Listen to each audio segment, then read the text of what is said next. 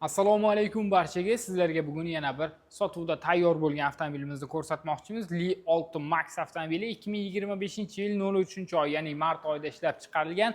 Nomerlari tayyor avtomobil. Kelasi yarim soatdan nomingizga o'tkazib beramiz. Hozir video davomida avtomobilni sizga to'liq tanishtirib chiqamiz va oxirida narxini ham albatta aytamiz.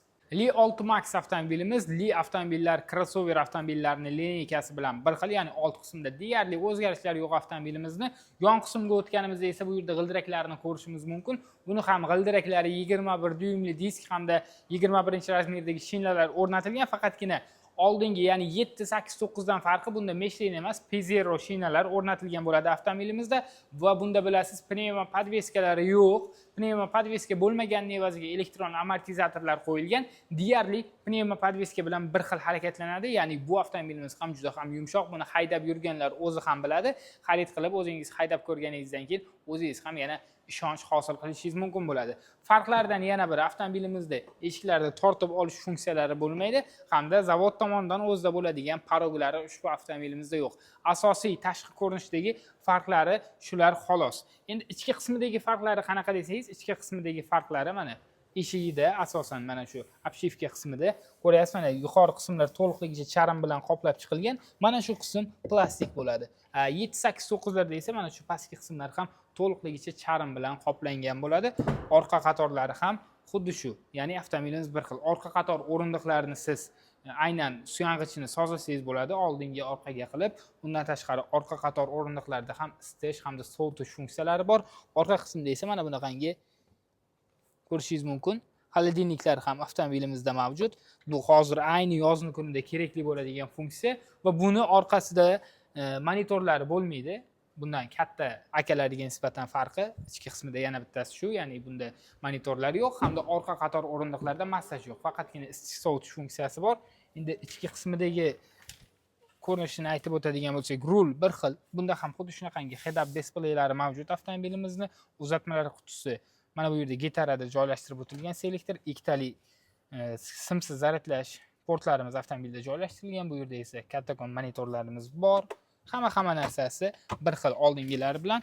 Bunda ham xuddi shunaqangi Dolby Atmos'dan 21 ta dinamiklar o'rnatilgan, subwooferlarigacha qo'yilgan. Juda ham sifatli ovoz chiqaradi avtomobilimiz. Oq rangda, ichki qismini ham ko'rdingiz, oq charmlardan ishlov berilgan, juda ham chiroyli. Aynan luxury avtomobillar, ya'ni hashamatli avtomobillarga xos bo'lgan ko'rinish ichki qismida ham o'zini mana bunaqangi zaryadlash qurilmalari komplektida bor va pastki qismda organizerlari ham mavjud. Ko'rishingiz mumkin barchasini. Orqa qator o'rindiqlarini mana shu yerning o'zidan ham elektron tarzda yotqizsangiz yoki turg'izsangiz bo'ladi bemalol. Avtomobil sotuvda tayyor holatda aytganimdek, yarim soatda kelib olib chiqib ketsangiz bo'ladi buni. Endi sizga texnik xususiyatlarini aytib o'tadigan bo'lsak, hozir old qismiga o'tib buni ham sizga aytib o'tamiz. Bilasiz, bu avtomobilimiz gibrid shaklda harakatlanadi. Bunda 1.5 turbina dvigatel bor, faqatgina generator vazifasini bajaradi va bu 1.5 turbina dvigatelimiz 154 ta ot kuchiga ega. Avtomobilni harakatga keltiradigan motorlar boshqa, oldida hamda orqasida o'zini alohida elektromotorlari bor. Ular jamlanmasi 408 ta ot kuchini beradi avtomobilga va ushbu avtomobilimiz 0 dan 100 gacha 5.4 soniyada qo'zg'aladi. Maksimal tezlik 180 km/soatni tashkil qiladi ushbu avtomobilimizda. Bunda batareyalar ham bor. 3608 kWh sig'imga ega bo'lgan temir fosfat batareyalar o'rnatilgan. Batareyani o'zida CLTC standarti bo'yicha 220 km ga yaqin bo'lgan masofani bosib o'tadi. Endi reallikda qanaqa desangiz, real masofa bosib o'tishi 172 km ga yaqin bo'lgan masofalarni bosib o'tadi. Avtomobilning elektr energiyasi tugasa, faqatgina benzinni o'zida harakatlansangiz 609 litrgacha bo'lgan yoqilg'ini sarflaydi. Sifatli bo'lgan 95 benzin qo'yasiz. Agarda gibrid shaklda ham elektrda ham tokda bir xilda harakatlantirsangiz, gibrid shaklda harakatlantirsangiz 317, ya'ni 3 litrgacha, 3 litrdan 3,5 litrgacha bo'lgan yoqilg'ini ushbu avtomobilimiz sarflaydi. Yurishi yumshoq, pnevmasi bo'lmaganiga qaramasdan harakatlanishi deyarli pnevmasi bor bo'lgan Li avtomobillari bilan bir xil tarzda harakatlanadi. Bu avtomobilimizga nomer taqilgan, hozir tayyor holatda, kelasi yarim soatda nomingizga chiqarib beramiz. Oq rangda, oq salonli, charmlari ham juda ham chiroyli.